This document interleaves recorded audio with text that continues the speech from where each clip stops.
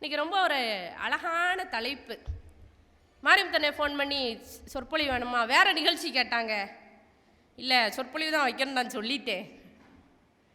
ஏன்னா சொற்பொழிவு கேட்க ஆள் நிறையா கிடையாதுங்க. நம்ம ஊரில் சொற்பொழிவு கேட்க இருக்க கூட்டம் மாதிரி வெளியூரில் இருக்காது. நான் பார்த்துருக்கேன். பட்டிமன்றம்னா கலகலன்னு சிரிப்பாக பேசுவாங்க.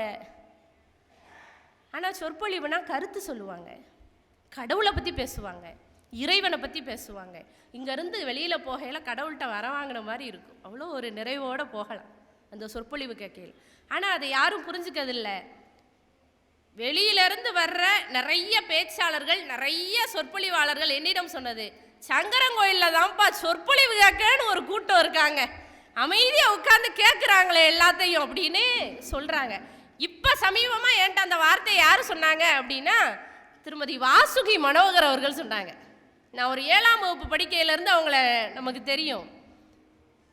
வாசுகியத்தை தான் சொன்னாங்க, சங்கரங்கோயிலில் தான் சங்கரேஸ்வரி, உங்கள் ஊரில் தான் சங்கரேஸ்வரி. அமைதியாக கேட்காங்க எல்லாரும், ஜனரஞ்சகமாக வேணும் அப்படின்னு நினைக்காம சர்வ விஷயங்களையும் கொண்டாந்து உங்கள்கிட்ட சொல்லிடணும்னு ஆசையாக இருக்குது எனக்குன்னு சொன்னாங்க. ரொம்ப யதார்த்தமாக பேசணும், காமெடியாக பேசணுங்கிற அவசியம் இல்லாத ஊராக உங்கள் ஊர் இருக்குன்னு சொல்லும்போது எனக்கு ரொம்ப சந்தோஷமாக இருந்தது. அந்த வகையில் மற்ற நிகழ்ச்சிகள் வேண்டாம், சொற்பொழிவு இருக்கட்டும்னு சொல்லி என்ன இந்த இடத்துக்கு தேர்ந்தெடுத்த மாரிமுத்தண்ணனுக்கு மறுபடியும் நன்றியை தெரிவிச்சுக்கிறேன்.